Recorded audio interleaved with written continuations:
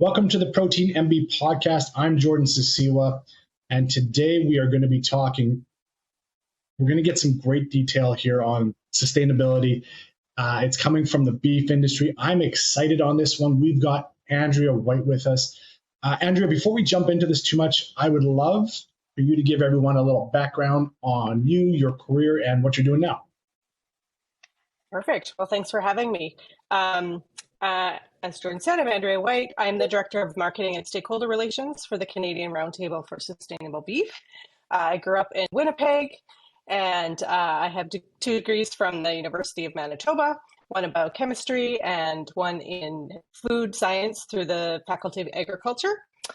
And I've had a long and meandering career through the beef and food industry in research and development and product development, quality assurance. I've worked at retail at the corporate office of Safeway, doing labeling and building products there. And then our family moved out to BC for a while, and that's where I discovered the beef industry. So I've worked with the BC Cattlemen's and Abattoirs Associations, and I've now been at the CRSB for the last 7 years. And what I love about what I've seen from your career, and fortunately we've gotten to work together a little bit, and I've seen the work that comes out, is your passion for the industry comes through in your marketing and your work that you're doing with the groups that you're with. So for everyone watching, you're with the Canadian Roundtable of Sustained Beef, as well as the global Roundtable for Sustainable Beef. And one of the things, before we get into the excitement of February 6th, that's right around the corner, Yep. One of the things that just came out, and I'm sorry if you literally just told me 10 seconds ago what it was called, but the National Beef Sustainable Assessment, if I'm getting that right, that just came out. Perfect. So you're going to correct me and then tell me what it's all about, because it just came out. There's a wonderful video centered around it. Let us know what's going on there.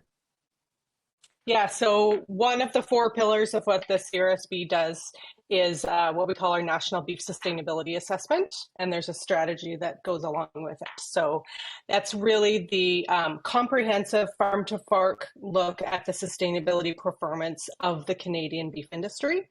So all the way from the farmers right through to the food service, retail, and even the consumer's plate.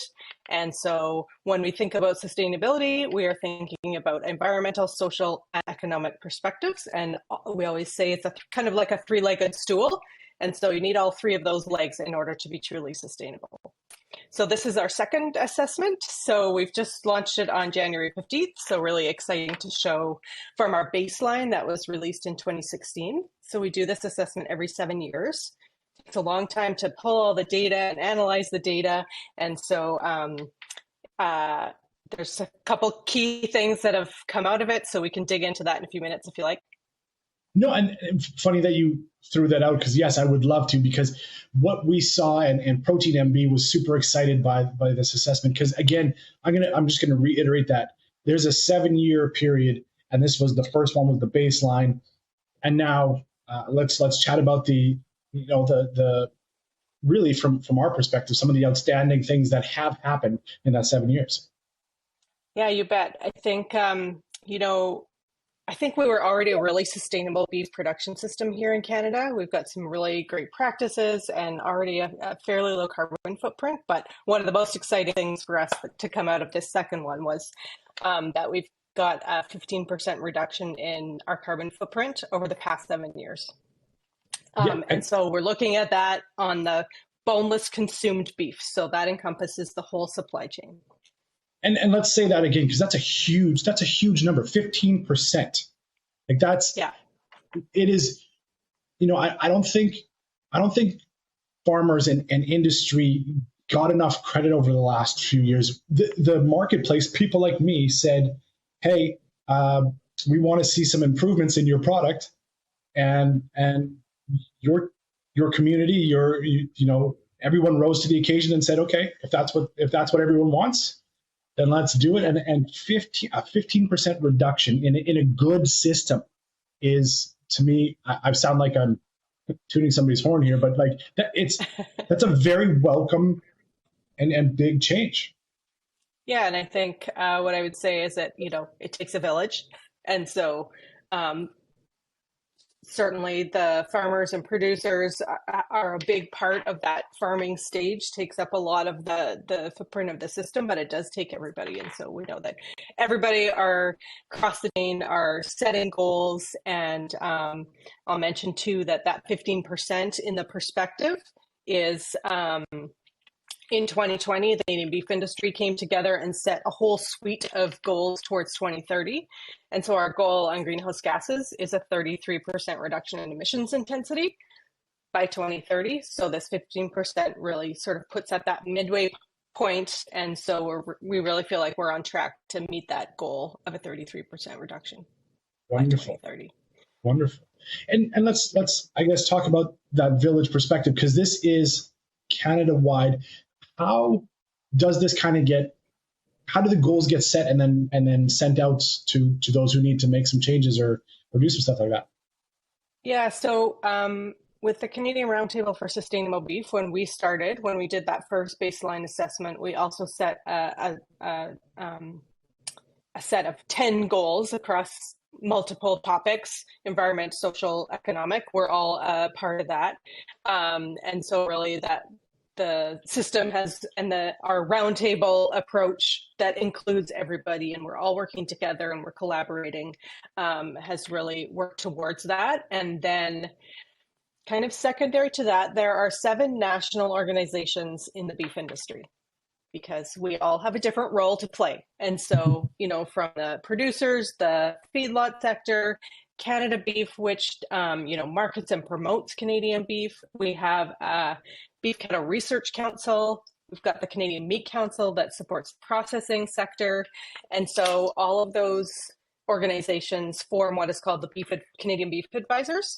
And they're responsible for the national beef strategy overall. And so that suite of 2030 goals was really put together and developed and looked at from that whole perspective of, again, the whole beef sector and what can we all do together to make improvements.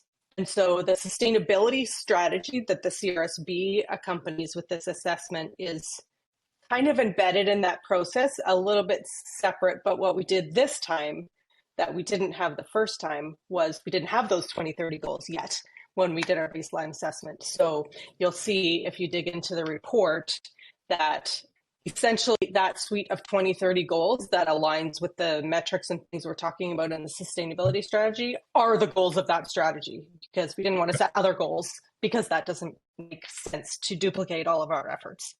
So essentially the majority of the goals are the 2030 goals of the whole industry with that national strategy.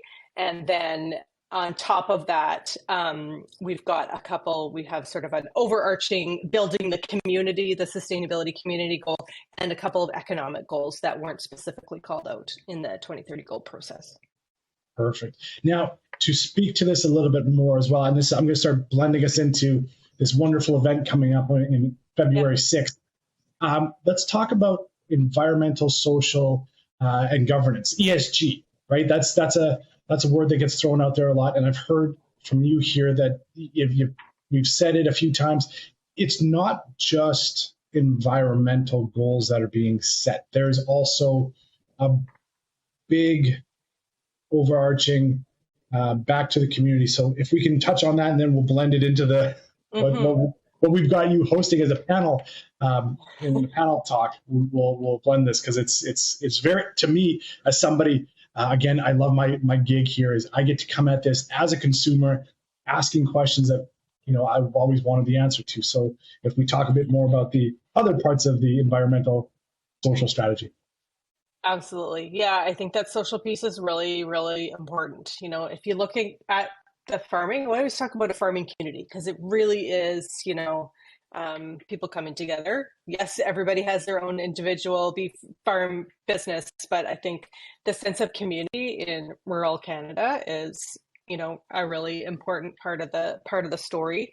And So when we, in our social assessment, it's a little bit different than the environmental, which is very sort of like data and metric based. But the social, we kind of looked at the practices across the supply chain, and then we dug into what we call 4 deep dives. So kind of some specific things and looking at what are the strengths of the industry right now, and what are maybe some of the challenges and opportunities where we can help better support. So those 4 deep areas are labor management, people's health and safety, including mental health, which is a big conversation these days, and then animal health and welfare and antimicrobial use are part of that social assessment as well.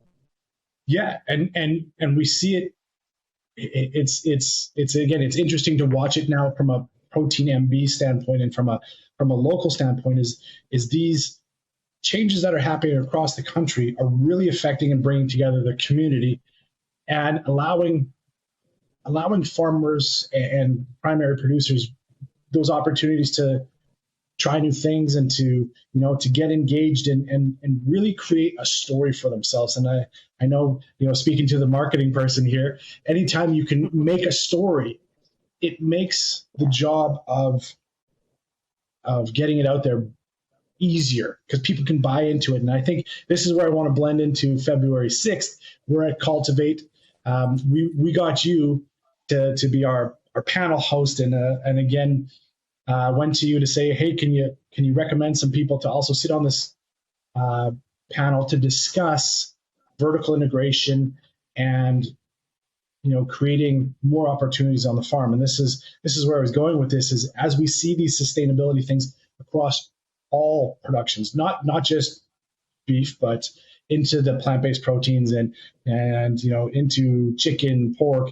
Everywhere we look, we're seeing these great things building, and we're seeing farmers come together to develop their stories. So let's talk about the February 6th event and your role in that.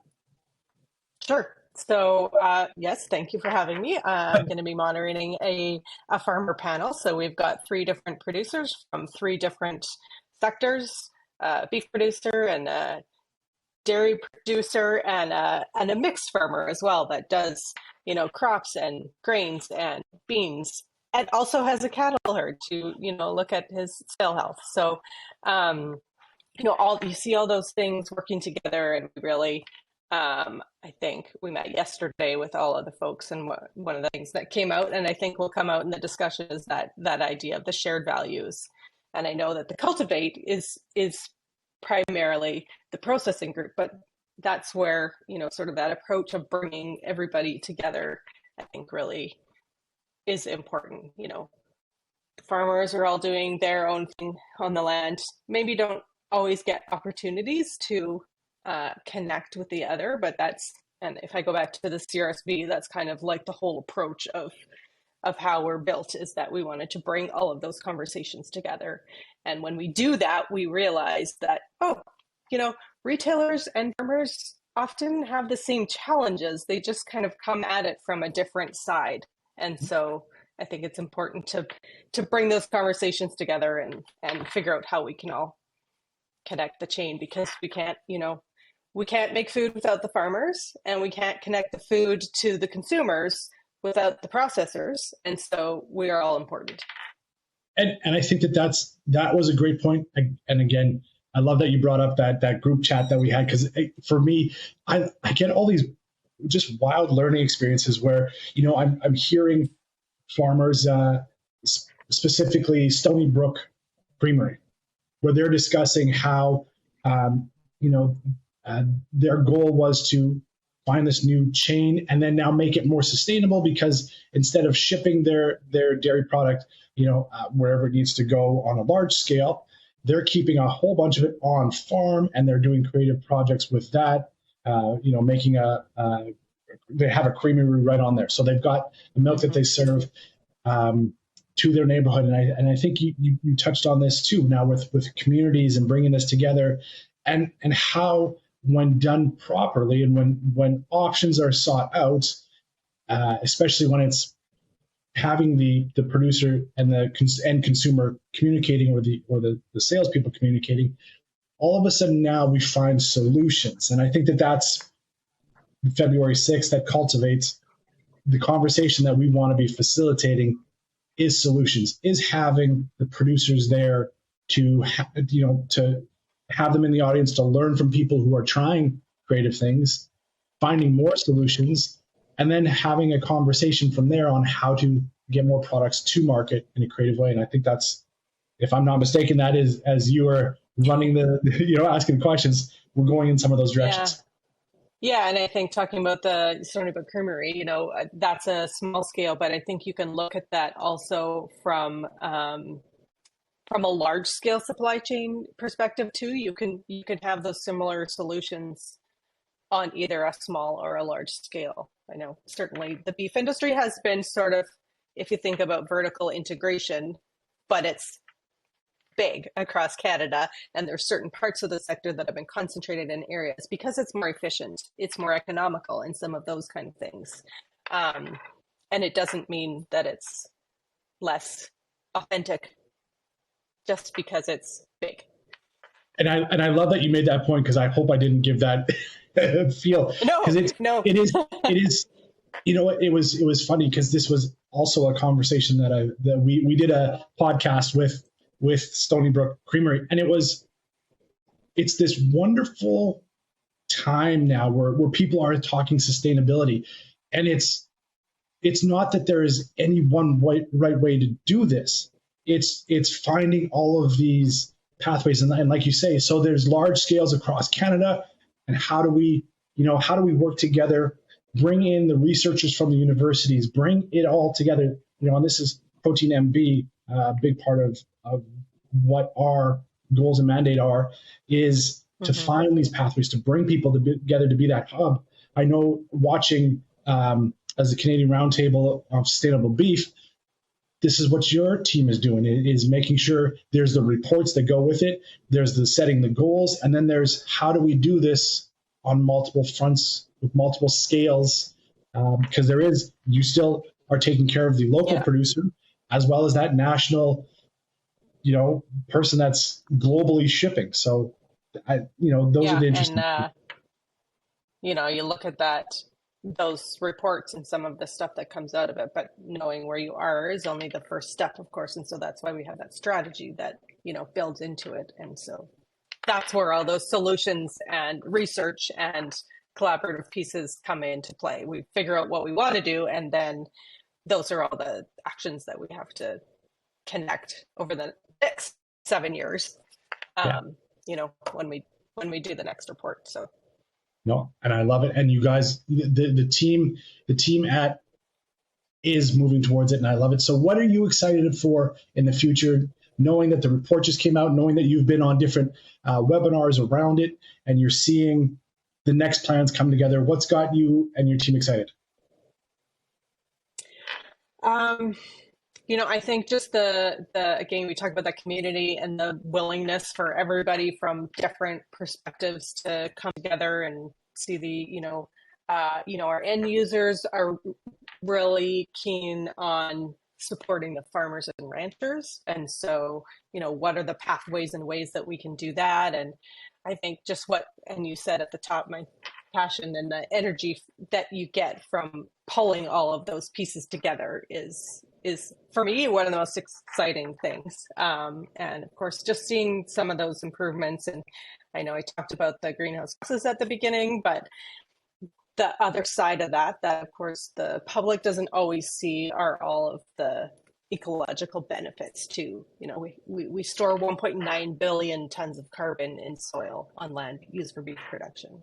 And our biodiversity footprint went a little bit more granular this time. And so we've got sort of the majority of the habitat required for reproduction and feeding for the wildlife that also lives on the land that's shared. So those are, just pulling all of those stories together and weave it into something that we know that people care about. Yeah.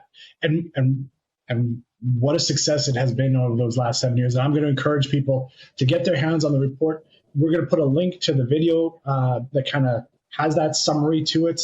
And And then from there, producers, anyone that's out there thinking, how do I, get involved? What can I do? Cultivate, February 6th. You're hosting our panel. There's going to be vertical integration discussions and a good time for people to ask questions and engage and network with farmers who have tried some incredible things and they're on our panel because they've eventually succeeded. But they got, they're open enough to say that they got knocked around a little bit at the start and have had to learn some new skill sets. So February 6th, you're the host. Protein MB is excited. From there, we're going to have to get you on again to talk, I think, a little bit more on, I'm sorry that I skirted over it, but there's also some incredible environmental points that we didn't even touch on. So we'll get to that on the next one. And I'm looking forward to it already. That's good.